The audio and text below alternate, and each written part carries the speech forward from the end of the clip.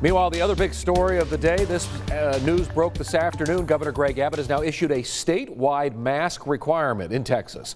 It comes as the state sees a major surge in cases. So we wanted to know, do you agree with the order? Head to kcentv.com/vote to let us know what you think. In the meantime, 6 News reporter Cole Johnson has more on what the order means and how it will affect you personally.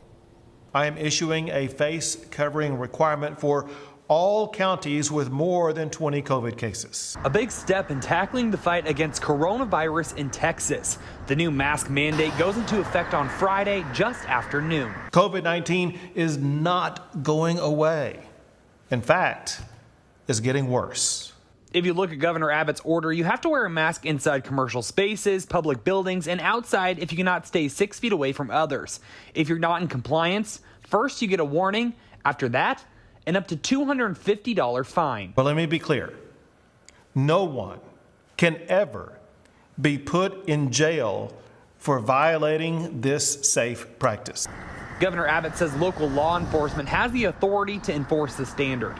There are some exceptions to the order. If you're under 10 years old, if you have a medical condition or disability that prevents you from wearing a mask, if you're eating or drinking or seated at a restaurant to do so, if you're in a pool or lake, if you're voting or assisting a voter, serving as a poll watcher, or actively administrating an election, but it's still encouraged. That's just listing a few. We need to refocus on slowing the spread.